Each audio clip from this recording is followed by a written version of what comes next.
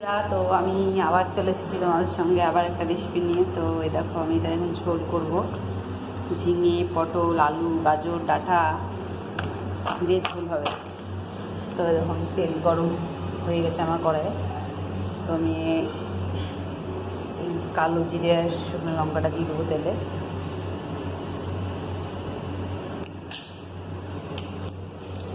তো আলুগুলো আমি ছেড়ে দেবো।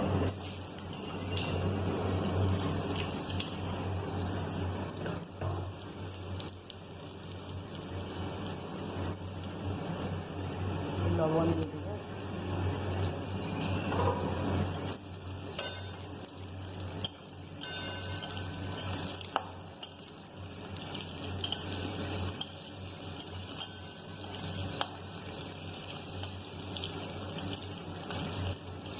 লাল লাল করে ভেজে নিচ্ছি। তো ভাজা হয়ে গেলে আমি সবজিটা দিয়ে দেবো। তো এটা মাছ ভাজার তেল। তো তোমরা ভাবতে পারো যে তেলটা পুড়ে গেছে, তো না, এটা আমি মাছ দিব, ঝোলটা করে লাস্টে একটা মাছ ভাজা দিয়ে দেবো। এটা আমি আমার দাদুর জন্য রান্না করছি, বয়স্ক মানুষ তো হালকা পাতলা ঝোল খাবে।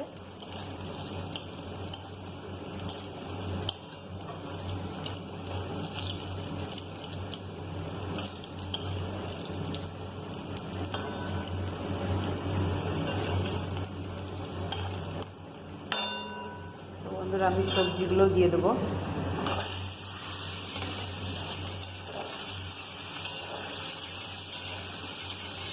তো বন্ধুরা তোমাদের সঙ্গে মাছ ভাজার একটা ভিডিও শেয়ার করেছি। তো ওই তেলটা দিয়ে আমি এখন তরকারি করছি। তো বন্ধুরা আমার এখানে মশলাটা কষানো হয়ে গেছে, এর মধ্যে এবার জল দিব। দেখো পুরো তেল বেরিয়ে গেছে।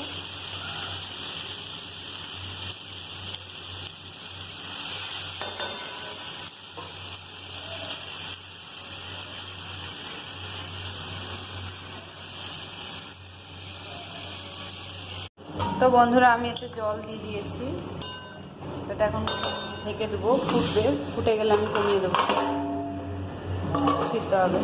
ফুটে গেছে, তো এটা আমি এখন কমিয়ে দেবো। সবজিগুলো সিদ্ধ হবে, সিদ্ধ হয়ে যাবে। তারপর ঝোলটা একটু হয়তো কমাবো, দিয়ে মাছ ভাজাগুলো দিয়ে দেবো। মানে দুটো মাছ ভাজবো, ভেজেছি, তো ওর মধ্যে দিয়ে দেবো, তাহলে তরকারি হয়ে যাবে। তো বন্ধুরা এইটা আর তোমাদের সঙ্গে কি শেয়ার করবো। তো বন্ধুরা টাটা বাই। তো আমার ভিডিও ঘরে শেয়ার করা হবে না, মেয়েকে খাওয়াবো।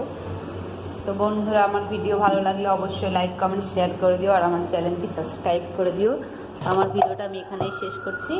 Tata bye bye.